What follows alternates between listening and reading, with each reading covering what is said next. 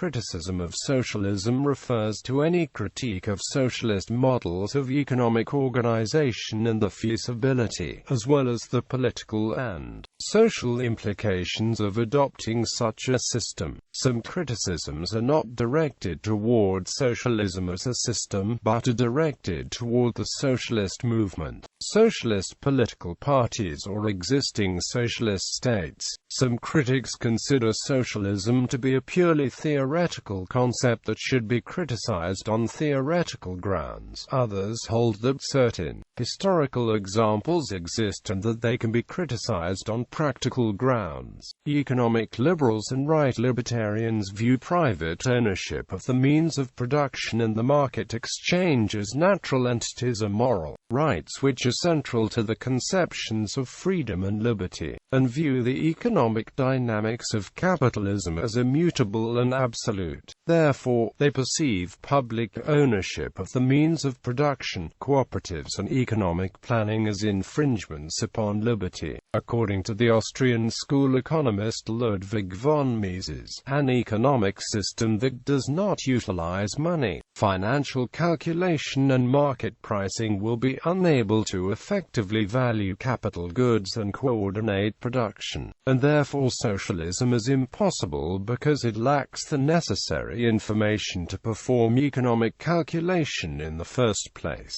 Another central argument leveled against socialist systems based on economic planning is based on the use of dispersed knowledge. Socialism is unfeasible in this view because information cannot be aggregated by a central body and effectively used to formulate a plan for an entire economy, because doing so would result in distorted or absent price signals. Many economic criticisms of socialism focus on the experiences of Soviet-type planned economies. It is argued that a lack of budget constraints in enterprises operating in a planned economy reduces incentives for enterprises to act on information efficiently, thereby reducing overall welfare for society. Other economists criticize models of socialism based on neoclassical economics for the reliance on the faulty and unrealistic assumptions of economic equilibrium and Pareto efficiency. Some philosophers have also criticized the aims of socialism, arguing that equality erodes away at individual diversities,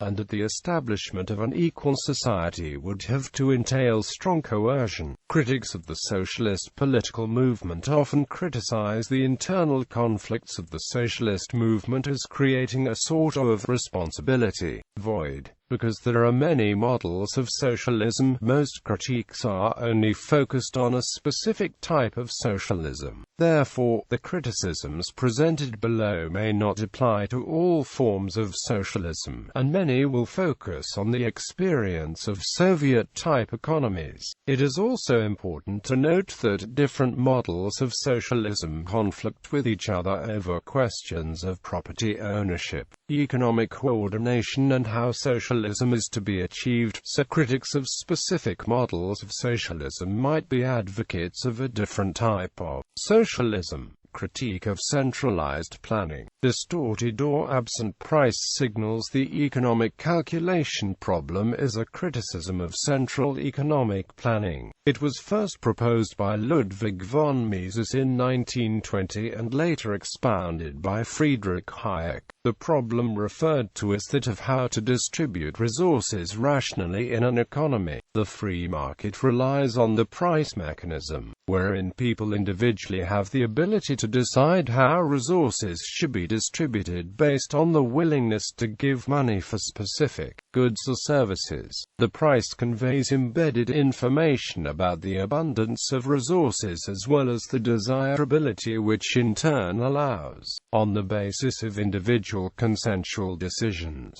corrections that prevent shortages and surpluses. Mises and Hayek argued that this is the only possible solution, and without the information information provided by market prices. Socialism lacks a method to rationally allocate resources. Those who agree with this criticism argue it is a refutation of socialism and that it shows that a socialist planned economy could never work. The debate raged in the 1920s and 1930s, and that specific period of the debate has come to be known by economic historians as the socialist calculation debate. Ludwig von Mises argued in a famous 1920 article, Economic Calculation in the Socialist Commonwealth, that the pricing systems in socialist economies were necessarily deficient because if government owned the means of production, then no prices could be obtained for capital goods as they were merely internal transfers of goods in a socialist system and not objects of exchange, unlike final goods. Therefore, they were unpriced and hence the system would be necessarily inefficient since the central planners would not know how to allocate the available resources efficiently. This led him to declare that rational economic activity is impossible in a socialist commonwealth. Mises developed his critique of socialism more completely in his 1922 book Socialism, An Economic and Sociological Analysis. Friedrich Hayek argued in 1977 that prices are an instrument of communication and guidance which embody more information than we directly have, and therefore the whole idea that you can bring about the same order based on the division of labor by simple direction falls to the ground. He further argued that, if you need prices, including the prices of labor, to direct people to go where they are needed, you cannot have another distribution except the one from the market principle. Ludwig von Mises argued that a socialist system based upon a planned economy would not be able to allocate resources effectively due to the lack of price signals, because the means of production would be controlled by a single entity. Approximating prices for capital goods in a planned economy would be impossible. His argument was that socialism must fail economically because of the economic calculation problem, the impossibility of a socialist government being able to make the economic calculations required to organize a complex economy. Mises projected that without a market economy there would be no functional price system, which he held essential for achieving rational and efficient allocation of capital goods to the most productive uses. Socialism would fail as demand cannot be known without prices. According to Mises, the socialist planner, therefore, is left trying to steer the collectivist economy blindfolded. He cannot know what products to produce, the relative quantities to produce,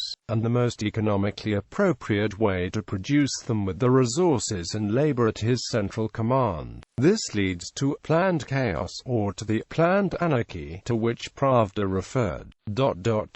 Even if we ignore the fact that the rulers of socialist countries have cared very little for the welfare of their own subjects, even if we discount the lack of personal incentives in socialist economies, and even if we disregard the total lack of concern for the consumer under socialism, the basic problem remains the same. The most well-intentioned socialist planner just does not know what to do. The heart of Mises' argument against socialism is that central planning by the government destroys the essential tool, competitively formed market prices, by which people in a society make rational economic decisions. These arguments were elaborated by subsequent Austrian economists such as Friedrich Hayek and students such as Hans Sennholz. The anarcho-capitalist economist Hans Hermann Hoppe argues that, in the absence of prices for the means of production, there is no cost accounting which would direct labor and resources to the most valuable uses. Hungarian economist János Szkorny has written that the attempt to realize market socialism produces an incoherent system in which there are elements that repel each other. The dominance of public ownership and the operation of the market are not compatible. Proponents of laissez-faire capitalism argue that although private monopolies don't have any actual competition, There are many potential competitors watching them, and if they were delivering inadequate service, or charging an excessive amount for a good or service, investors would start competing enterprise.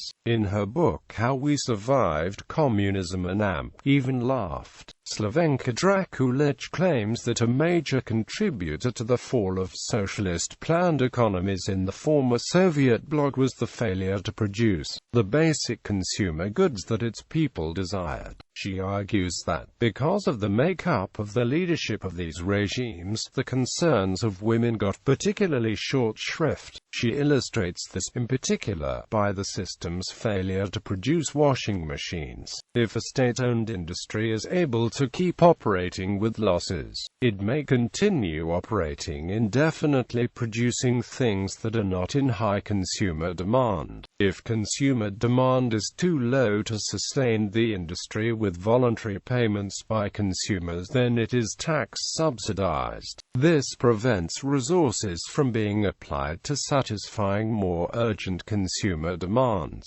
According to economist Milton Friedman, the loss part is just as important as the profit part. What distinguishes the private system from a government socialist system is the loss part. If an entrepreneur's project doesn't work, he closes it down. If it had been a government project, it would have been expanded, because there is not the discipline of the profit and loss element. Proponents of chaos theory argue that it is impossible to make accurate long-term predictions for highly complex systems such as an economy. Pierre-Joseph Proudhon raises similar calculational issues in his general idea of the revolution in the 19th century, but also proposes certain voluntary arrangements, which would also require economic calculation. Leon Trotsky, a proponent of decentralized planning, argued that centralized economic planning would be insoluble without the daily experience of millions, without their critical review of their own collective experience, without their expression of the needs and demands, and could not be carried out within the confines of the official sanctums. And even if the Politburo consisted of 7 universal geniuses, of 7 Marxes, or 7 Lenins, it will still be unable, all on its own, with all its creative imagination, to assert command over the economy of 170 million people. Mises argued that real-world implementation of free market and socialist principles provided empirical evidence for which economic system leads to greatest success. The only certain fact about Russian affairs under the Soviet regime with regard to which all people agree is that the standard of living of the Russian masses is much lower than that of the masses in the country which is universally considered as the paragon of capitalism, the United States of America. If we were to regard the Soviet regime as an experiment, we would have to say that the experiment has clearly demonstrated the superiority of capitalism and the inferiority of socialism. According to Tibor R. Machin, without a market in which allocations can be made in obedience to the law of supply and demand, it is difficult or impossible to funnel resources with respect to actual human preferences and goals. In contrast to the lack of a marketplace, market socialism can be viewed as an alternative to the traditional socialist model. Theoretically, the fundamental difference between a traditional socialist economy and a market socialist economy is the existence of a market for the means of production and capital goods, suppression of economic democracy and self-management. Central planning is also criticized by elements of the radical left. Libertarian socialist economist Robin Harnell notes that even if central planning overcame its inherent inhibitions of incentives and innovation, it would nevertheless be unable to maximize economic democracy and self-management, which he believes are concepts that are more intellectually coherent, consistent and just than mainstream notions of economic freedom. As Harnell explains, combined with a more democratic political system and redone a closer approximate best-case version, centrally planned economies no doubt would have performed better, but they could never have delivered economic self-management. They would always have been slow to innovate as apathy and frustration took their inevitable toll, and they would always have been susceptible to growing inequities and inefficiencies as the effects of differential economic power grew. Under central planning, neither planners, managers, nor workers had incentives to promote the social economic interest, nor did impending markets for final goods to the planning system enfranchise consumers in meaningful ways. But central planning would have been incompatible with economic democracy even if it had overcome its information and incentive liabilities. And the truth is that it survived as long as it did only because it was propped up by unprecedented totalitarian political power. Critique of public enterprise. Slow or stagnant technological advance. Milton Friedman, an economist, argued that socialism, by which he meant state ownership over the means of production, impedes technological progress due to competition being stifled. As evidence, he said that we need only look to the U.S. to see where socialism fails, by observing that the most technologically backward areas are those where government owns the means of production. Without a reward system, it is argued, many inventors or investors would not risk time or capital for research. This was one of the reasons for the United States patent system and copyright law.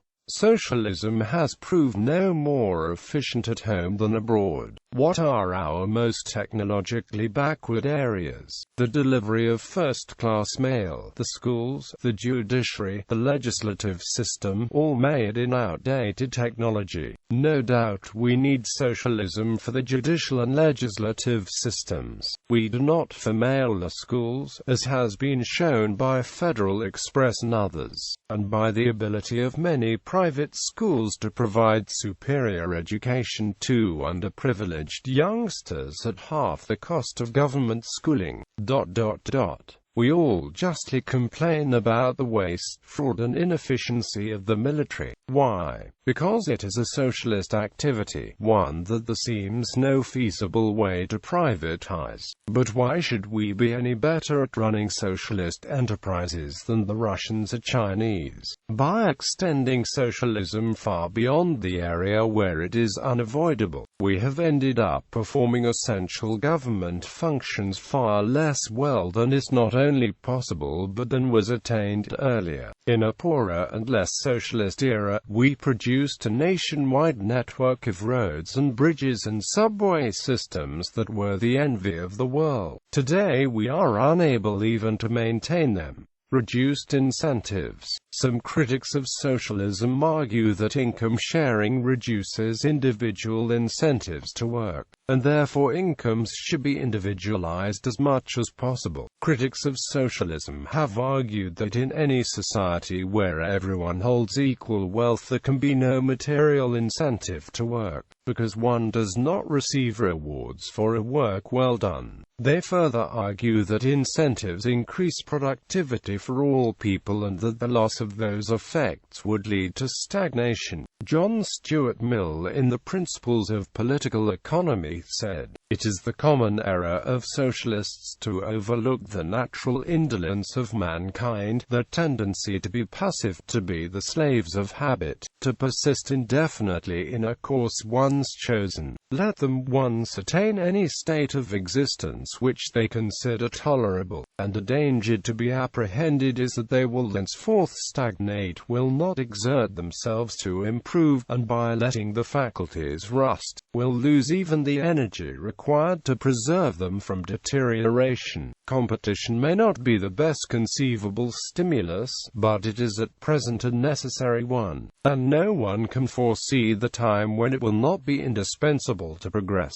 However, he later altered his views and adopted a socialist perspective, adding chapters to his Principles of Political Economy in defense of a socialist outlook, and defending some socialist causes. Within this revised work he also made the radical proposal that the whole wage system be abolished in favor of a cooperative wage system. Nonetheless, some of his views on the idea of flat taxation remained, albeit in a slightly toned-down form. The economist John Kenneth Galbraith has criticized communal forms of socialism that promote egalitarianism in terms of wages compensation as unrealistic in its assumptions about human motivation. This hope, one that spread far beyond Marx, has been shown by both history and human experience to be irrelevant. For better or worse, human beings do not rise to such heights. Generations of socialists and socially oriented leaders have learned this to the disappointment and more often to the sorrow. The basic fact is clear: the good society must accept men and women as they are. Reduced prosperity. According to economist Hans Hermann Hoppe, countries where the means of production are socialized are not as prosperous as those where the means of production are under private control. Ludwig von Mises, a classical liberal economist, argued that aiming for more equal incomes through state intervention necessarily leads to a reduction in national income and therefore average income. Consequently, the socialist chooses the objective of a more equal distribution of income, on the assumption that the marginal utility of income to a poor person is greater than that to a rich person. According to Mises, this mandates a preference for a lower average income over inequality of income at a higher average income. He sees no rational justification for this preference, and he also states that there is little evidence that the objective of greater income equality is achieved. Social and political effects. Friedrich Hayek, in The Road to Serfdom, argued that the more even distribution of wealth through the nationalization of the means of production advocated by certain socialists cannot be achieved without a loss of political, economic, and human rights. According to Hayek, to achieve control over means of production and distribution of wealth, it is necessary for such socialists to acquire significant powers of coercion. Hayek argued that the road to socialism leads society to totalitarianism, and argued that fascism and Nazism were the inevitable outcome of socialist trends in Italy and Germany during the preceding period. Hayek was critical of the bias shown by university teachers and intellectuals towards socialist ideals. He argued that socialism is not a working-class movement as socialists contend, but rather the construction of theorists, deriving from certain tendencies of abstract thought with which for a long time only the intellectuals were familiar, and it required long efforts by the intellectuals before the working classes could be persuaded to adopt it as the program. Peter self-criticizes the traditional socialist planned economy and argues against pursuing extreme equality because he believes it requires strong coercion and does not allow for reasonable recognition different individual needs, tastes and talents. Quote, he recommends market socialism instead. Objectivists criticize socialism as devaluing the individual and making people incapable of choosing their own values, as decisions are made centrally. They also reject socialism's indifference to property rights. claims of leadership corruption. Some critics of socialism have argued that, in a socialist state, the leadership will either become corrupted or be replaced by corrupt people, and this would prevent the goals of socialism from being realized. Lord Acton's aphorism that power tends to corrupt has been used by critics of socialism to argue that the leadership of a socialist state would be more susceptible to corruption than others, because a socialist state has a broader scope than other states. Milton Friedman argued that the absence of private economic activity would enable political leaders to grant themselves coercive powers. Winston Churchill, in his campaign against socialist candidate Clement Attlee in the 1945 elections, claimed that socialism requires totalitarian methods, including a political police, in order to achieve its goals.